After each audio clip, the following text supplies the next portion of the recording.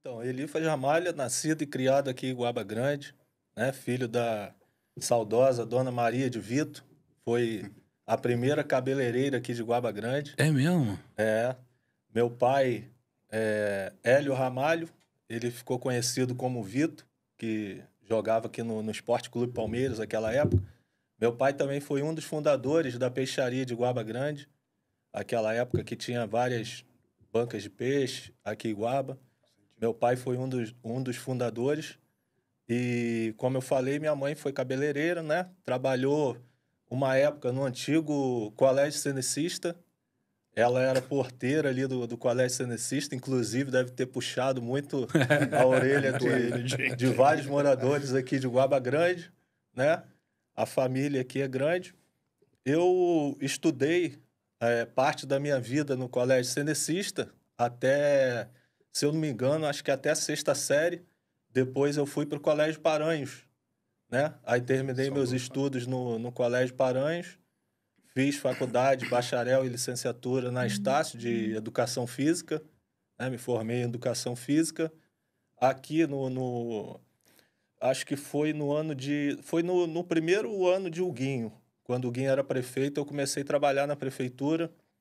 Ah, era um antigo IPAC, ali na rua, onde é a Policlínica hoje. Eu comecei a trabalhar lá. O cara é uma relíquia de Guaba, Isso que eu irmão. ia falar, só antigo. Trabalhei, depois você vai contando os tempos, assim, eu trabalhei na saúde, acredito que mais de uns 15 anos. Caramba. Aí comecei ali como auxiliar administrativo, depois fui para oficial administrativo, de oficial administrativo eu passei a administrador do pronto-socorro uma época, quando o pronto-socorro foi para onde é a UPA hoje, o pronto-socorro tinha ido para lá, e na época a Jussara era administradora na parte do dia, e o Wagner Bruni, que era o subsecretário, ele queria implantar uma administração na parte da noite. Eu acredito até que Guaba Grande, naquela época nossa da saúde, nós fomos os primeiros da região dos lagos a ter administração na parte da noite, noturna. Caramba. Então, eles me convidaram para ser administrador na parte da noite. Era um dia sim, no outro dia não. E eu fui para lá, fiz parte da saúde ali naquela época, com a administração à noite. E depois da saúde, eu tive um período no Conselho Tutelar, fui conselheiro tutelar por um mandato.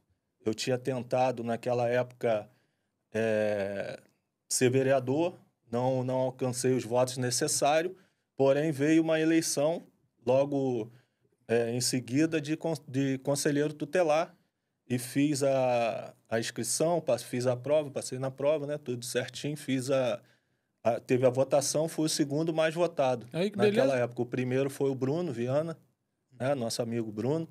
Eu fui o segundo mais votado naquela época.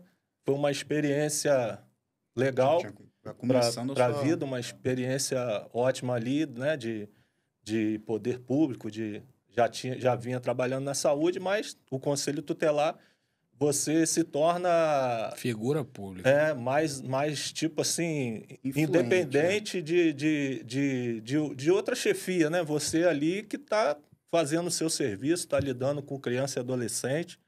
É um pouquinho complicado, trabalhoso, mas foi um momento que eu gostei na minha vida.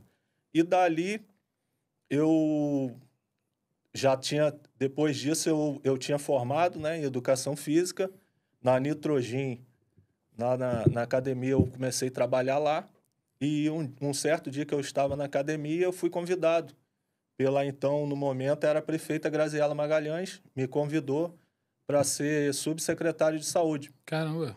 Aí me levou para a Policlínica, estava até o prefeito Vantuil naquela época, era vereador. Eu lembro que o prefeito Vantuil também foi com Graziela, e eles me fizeram esse convite. Pô, você trabalhou muito tempo na saúde e tal, e tal, e tal. E eu voltei para a saúde naquela época, voltei a trabalhar na Policlínica. A Policlínica é um lugar espetacular para trabalhar. É mesmo?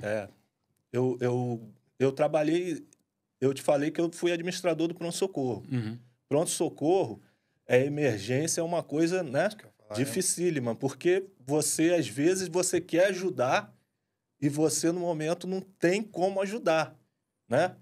às vezes recurso, às vezes uma coisa que depende de um CTI, uma coisa em outro lugar. Então, você ficava ali querendo ajudar e acabava não podendo. E muitas das vezes a pessoa não entende e tem razão de não entender, porque um parente, né? Também, parente está ali precisando e tal. E já na policlínica, você consegue resolver as coisas porque é uma questão de ambulatório. Acho que o clima também é mais light. né? Porque não é emergência. Às vezes a pessoa pode até estar precisando de uma consulta que não possa esperar, tipo assim, não pode esperar um mês, uma semana, né? E a gente acabava, pela nossa amizade com alguns médicos, a gente acabava conversando com o médico. Doutor, eu sei que está cheio aí, mas tem como o senhor, né, no final atender uma pessoa para mim e tal, um encaixe, porque essa pessoa não conseguiu marcação. E a gente sempre ia, jogo de cintura. Ia ali com jogo de cintura, ajudando as pessoas dessa forma. E depois da policlínica, eu fiquei, né, de suplente de vereador. E, na ocasião, se eu não me engano, acho que foi a época que o Baliester assumiu como prefeito, né? Que aconteceu algumas coisas lá. Baliester assumiu como prefeito e eu assumi na Câmara no lugar dele. E foi uma experiência ali também muito grande. Eu naquele momento, arregacei as mangas e fui para os bairros, né?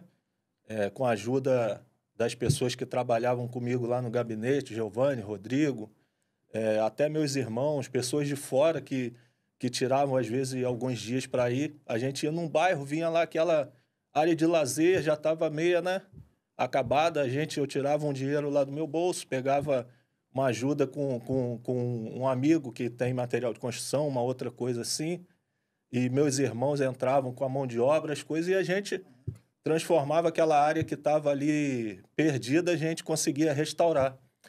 E em 11 meses que eu fiquei de suplente, eu fiz isso em 9 bairros diferentes. Caramba. De Guaba Grande.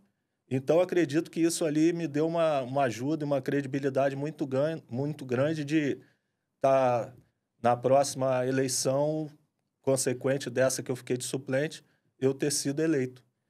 E nesse meio tempo aí também eu tentei a carreira de jogador de futebol.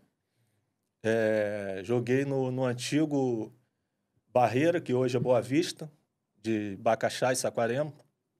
Joguei lá por, acredito, uns 4 ou 5 anos. Quem até me levou para lá, inclusive, foi Júnior fisioterapeuta, e Zé Roberto, pai dele. Zé Roberto já foi vereador Iguaba em 2 mandatos. E Zé Roberto, naquela época, trabalhava na Telerge. E as transmissões, eles tinham que usar telefone também. Então, Zé Roberto sempre fazia essa ligação desses telefones lá nas cabines de rádio lá do estádio, do Barreira. Na época, Barreira, hoje é Boa Vista. E com isso, Zé Roberto fez muita amizade ali e tal. Conseguiu levar o filho dele, Júnior, para lá. Júnior já estava lá. É mesmo? Quando tu foi, ele já estava lá jogando? Quando eu fui, Júnior já estava lá. Já tinha jogado o primeiro turno. Aí, depois, Júnior falou com o Zé Roberto. Zé Roberto falou com um dirigente lá e conseguiu que eu fosse para lá. Para fazer o teste. Fizemos o teste, eu lembro até hoje, rapaz. Fizemos o teste, tipo assim, segunda-feira e terça. Na quarta já mandou levar os documentos pra gente jogar no sábado contra o Botafogo. Caramba! Aí chegou no sábado contra o Botafogo, né? Perdemos o jogo de 2-0, o Botafogo.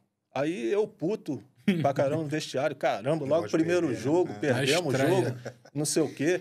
Aí o Maqueiro tava do lado, o Maqueiro rindo. Rapaz, não fica assim não, que no primeiro turno você não tava aí, nós perdemos de 10-0. Que isso, aí cara? Eu falei, então melhoramos muito. Jesus!